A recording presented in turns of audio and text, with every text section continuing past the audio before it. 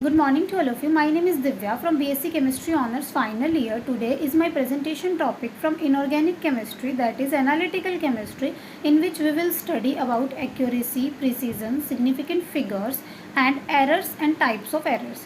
So let's start with the accuracy and precision. We start with accuracy. Accuracy हमारे पास क्या होती है? कॉन्कॉर्डेंस between observation and the true value. जो हमारी observation है वो ट्रू वैल्यू के कितनी नियर है वो हमारी एक्यूरेसी कहलाती है. फॉर एग्जांपल ये हमारे पास एक फिगर है, ये हमारा पॉइंट है, हमने जो ट्राई किया उसके जो ऑब्जर्वेशंस है वो यहाँ शो हुए और एक ऑब्जर्वेशन यहाँ शो हुआ. तो इस पॉइंट की एक्यूरेसी क्या हुई? हाई, क्योंकि ये हमारे पास क्या है? ट्रू वैल्यू के बिल्कुल पास में है. और अगर हम प्रीसीजन की बात देखें तो प्रीसीजन क्या होता है? प्रीसीजन होता है हमारे पास concordance between series of observation. जितनी हमने ऑब्जर्वेशन की है वो कितनी आसपास है, उनमें कितनी सिमिलैरिटी है. फॉर एग्जांपल हमारे पास ये मेन पॉइंट है और हमारी यहाँ पर ऑब्जर्वेशन शो हुई है, तो ये सारी की सारी ऑब्जर्वेशन क्या है? आसपास है.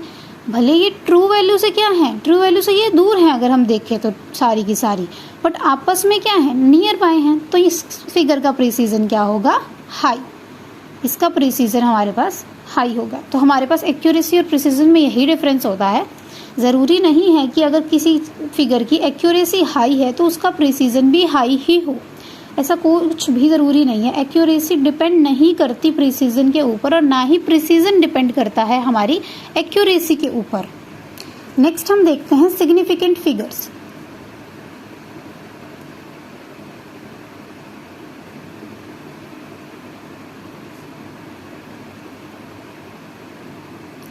सिग्निफिकेंट फिगर्स में हमारे पास बहुत सारे रूल होते हैं कि हमारे पास जो नॉन जीरो, पहला रूल क्या होता है हमारे पास? जो हमारे पास नॉन जीरो डिजिट होती हैं, नॉन जीरो डिजिट, वो हमारे पास काउंट होती हैं एज अ सिग्निफिकेंट फिगर. और जो हमारे पास जीरो होती है वो हमारे पास काउंट होगी या नहीं होगी. इसके लिए हमारे पास रूल्स हैं बहुत सारे जो कि हम वन बाय वन देखेंगे. अगर हमारे पास जीरो जो है, zero eight middle of the number, zero numbers के क्या है? मिडल में प्रेजेंट है. जैसे फॉर एग्जांपल 30.24, तो हमारे पास वो जो जीरो है वो काउंट होगी as a significant figure, counted as significant figure. But zero at starting of the number, rule 2 हमारे पास क्या है? बट अगर जीरो जो है एट स्टार्टिंग ऑफ नंबर, किसी भी नंबर के स्टार्टिंग में है, तो हमारे पास जैसे फॉर एग्जांपल 0.0121, इसमें हमारे पास जीरो जो है ना वो not counted as significant figure,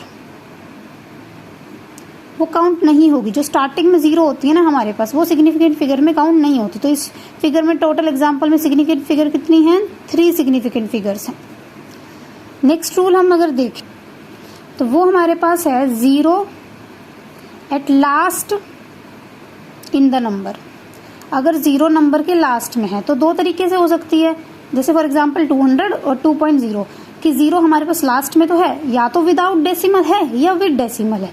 तो अगर विदाउट डेसिमल है तो वो सिग्निफिकेंट फिगर में काउंट नहीं होती, जीरो नॉट काउंटेड.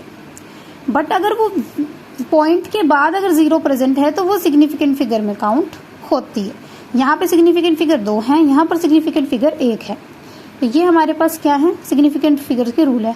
हाँ, अगर हमारे पास कुछ फॉर एग्जांपल 2.0 इंटू 10⁵ ऐसे पावर में भी हमारे पास अगर वैल्यू है तो ये भी सिग्निफिकेंट फिगर में काउंट नहीं होता. तो अब हम कुछ सिग्निफिकेंट फिगर्स के एग्जाम्पल देखेंगे जिससे हमें और थोड़ा क्लैरिफाई हो जाए सिग्निफिकेंट फिगर्स हम कैसे काउंट करते हैं. ये हमारे पास कुछ एग्जाम्पल्स है. अब हम इनमें देखेंगे कि हमारे पास सिग्निफिकेंट फिगर्स कितनी है. हम सब साथ में काउंट करेंगे. यहाँ पर क्या है? 4.0 इंटू 10⁻⁵. 4 तो नॉन जीरो डिजिट है, वो तो सिग्निफिकेंट फिगर्स में काउंट होगा. और हमने बताया था कि डेसिमल के बाद अगर जीरो है तो वो भी सिग्निफिकेंट फिगर में काउंट होता है, पर अगर पावर में कुछ है तो वो काउंट नहीं होगा. तो टोटल यहाँ पे सिग्निफिकेंट फिगर्स कितनी हो गई? 2 हो गई सिग्निफिकेंट फिगर्स हमारे पास. अगर हम सेकेंड एग्जाम्पल देखते हैं तो सेकेंड एग्जाम्पल हमारे पास क्या है? 100.0. अब इसमें हमारे पास 1 तो नॉन जीरो डिजिट है, वो तो हमारे पास सिग्निफिकेंट फिगर में काउंट होगा। ये जो लास्ट में जो जीरो है ये पॉइंट के बाद है, ये भी हमारे पास काउंट होगा। और ये जो 2 जीरो है ना, ये मिडल में है, और हमने बोला था कि जो मिडल में जीरो होती है वो भी काउंट होती है। तो इसमें टोटल सिग्निफिकेंट फिगर्स हमारे पास 4 है। नेक्स्ट अगर हम देखते हैं तो 4000 में 4 तो हमारे पास काउंट होगा एज ए सिग्निफिकेंट फिगर, क्योंकि नॉन जीरो डिजिट है। बाकी के जो 3 जीरो हैं वो लास्ट में है और विदाउट डेसिमल है। तो हमने कहा था अगर लास्ट में जीरो है और विदाउट डेसिमल है तो वो सिग्निफिकेंट फिगर्स में काउंट नहीं होती। तो इसका मतलब इसमें हमारे पास सिग्निफिकेंट फिगर कितनी हो गई? 1 हो गई। नेक्स्ट एग्जांपल अगर हम देखें 10.12, इसमें हमारे पास सारी की सारी ही नॉन जीरो डिजिट्स हैं, तो इसमें हमारे पास सिग्निफिकेंट फिगर कितनी होंगी? 4 हो गई। इसमें अगर हम देखें, ये हमने सेम ही एग्जाम्पल रिपीट कर दिया है, तो सेम ही एग्जाम्पल है तो हमारा इसका आंसर भी क्या हो जाएगा? 4 हो जाएगा। 10.01, अगर इसमें हम देखते हैं तो जीरो दोनों मिडल में आ रही हैं और 1 तो काउंट होगा ही, तो इसमें भी सिग्निफिकेंट फिगर क्या है? 4। आई होप सिग्निफिकेंट फिगर का कंसेप्ट हमें क्लियर हो गया होगा। अब हम नेक्स्ट आगे बढ़ते हैं। अब हम आगे सिग्निफिकेंट फिगर्स देखेंगे सम्स एंड डिफरेंसेस में। Sums and differences, for example हमारे पास है 3.4 plus 0.020 plus 7.31 is equal to 10.730। अब हमें सिग्निफिकेंट फिगर्स काउंट करनी है। तो सबसे पहली बात, अगर हम सम और डिफरेंसेस में सिग्निफिकेंट फिगर काउंट कर रहे हैं तो इसमें हमारे पास रूल क्या होता है कि जो हमारे पास आंसर है उसको हम उतनी ही डिजिट तक लिखेंगे पॉइंट के बाद जितना कि इसमें जो लीस्ट नंबर पॉइंट के बाद लिखा हुआ होगा। अब इसमें पॉइंट के बाद नंबर में 1 डिजिट है, इसमें 3 है और इसमें 2 है। सबसे कम पॉइंट के बाद किस में डिजिट है? 3.4 में 1 डिजिट है। तो हम इसका आंसर भी उतने ही डिजिट तक राउंड ऑफ करके लिखेंगे जो पॉइंट के बाद लीस्ट इन तीनों में से है। अब यहाँ पर पॉइंट के बाद 1 डिजिट है सबसे कम, तो इस आंसर में भी हम उतना ही करेंगे, मतलब 10.7 इस क्वेश्चन का आंसर होगा राउंड ऑफ करने के बाद। तो अगर हम इसमें देखें 10.7 में तो कितने सिग्निफिकेंट फिगर्स हो गए हमारे पास? 3 हो गई। तो ये हमारा इसका आंसर आ जाएगा। तो अगर हमें सम्स एंड डिफरेंसेस में सिग्निफिकेंट फिगर्स देखनी है तो हम ऐसे देखते हैं। और अगर हम इसके बाद अगर हम देखना चाहें multiplication and division, next topic हमारे पास क्या आता है? Multiplication and division. For example 24 into 4.02 divided by 100.0, इसका आंसर आएगा 0.965। इसमें हमारे पास सिग्निफिकेंट फिगर्स काउंट करने के लिए रूल क्या है? सबसे पहले हम इनमें देखेंगे जो हमारे पास मल्टीप्लिकेशन डिवीजन में है, कौन सी वैल्यू में सबसे कम सिग्निफिकेंट फिगर्स हैं। तो इसमें से किस, इन तीनों डिजिट्स में से सबसे कम सिग्निफिकेंट फिगर किस में है? 24 में है। 2 सिग्निफिकेंट फिगर्स हैं। तो जितनी सबसे कम सिग्निफिकेंट फिगर्स होंगी ना, वही रिजल्ट जो होगा उतनी ही सिग्निफिकेंट फिगर्स को कंटेन करेगा। अब 0.965 है तो स्टार्टिंग वाली 0 तो काउंट होती नहीं है, तो इसका आंसर हम क्या लिखेंगे? 2 सिग्निफिकेंट फिगर्स आए 0.96, यही होगा। और इसमें हमारे पास कितने सिग्निफिकेंट फिगर हैं? 2। तो ऐसे हम क्या कर सकते हैं? मल्टीप्लिकेशन एंड डिवीजन में भी सिग्निफिकेंट फिगर्स बता सकते हैं। नेक्स्ट हमारे पास पॉइंट आता है, क्या आता है? लोगैरिथम में हम कैसे बता सकते हैं? तो देखते हैं लोगैरिथम है, एग्जाम्पल ले लेते हैं। log 4.000 into 10 raise to the power -5 is equals to 4.39747940। अब इसमें हमारे पास कैसे बताते हैं कि हम क्या करते हैं? सबसे पहले ये देखते हैं कि इसमें जो ओरिजिनल नंबर है log के अंदर उसमें कितने सिग्निफिकेंट फिगर्स हैं। तो पॉइंट के बाद वाली 0 तो काउंट होती है, 4 भी काउंट होगा, तो total number of significant figures कितनी हो गई? 4 हो गई।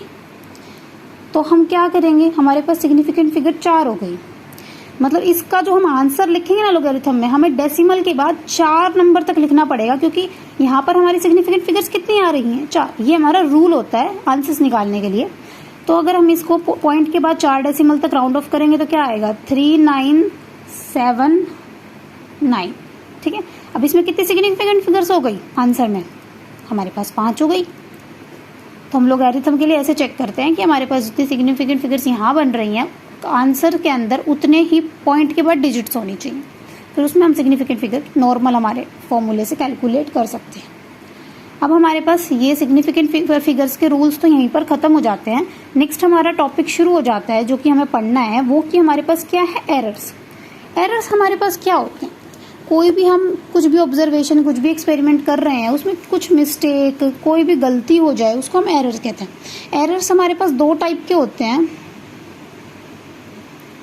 एक तो हमारे पास होते हैं सिस्टमैटिक एरर्स, और दूसरे हमारे पास होते हैं रैंडम एरर्स।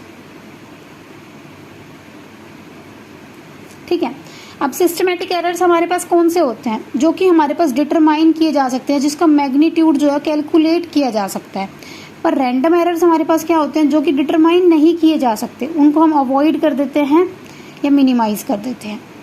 तो हमारे पास सिस्टमैटिक एरर्स के फर्दर 3 टाइप होते हैं: personal and operational errors, instrumental and reagent errors and errors of method. तो जो पर्सनल एंड ऑपरेशनल एरर्स होते हैं ना, ये वो एरर्स होते हैं, these errors are made by the person या फिर किसी इंडिविजुअल के थ्रू जो कि हमारे पास गलतियां होती हैं या एरर्स आते हैं, उनको हम पर्सनल या ऑपरेशनल एरर्स कहते हैं। इसका एग्जांपल हम ले सकते हैं, जैसे while titrating if individual is not able to observe colour change. क्या पता हम कलर चेंज अच्छे से ऑब्जर्व ही ना कर पाए। सेकेंड टाइप का एरर हमारे पास क्या था? Instrumental and reagent error. उसका अगर हम एग्जांपल देखें तो यूज ऑफ कैलिब्रेटेड इंस्ट्रूमेंट, हम इंस्ट्रूमेंट को कैलिब्रेट करते हैं, क्या पता वो हम अच्छे से ही ना करें। Errors of method, errors of method में क्या होगा? किसी भी चीज को डिटेक्ट करने में डिफिकल्टी आ रही है। ये सब हमारे पास क्या हो गए? पर सिस्टमैटिक एरर्स के टाइप थे, जिनके एग्जांपल्स हमने एक्सप्लेन किए हैं। आई होप आप सबको सब कुछ क्लियर हो गया होगा। So thank you so much.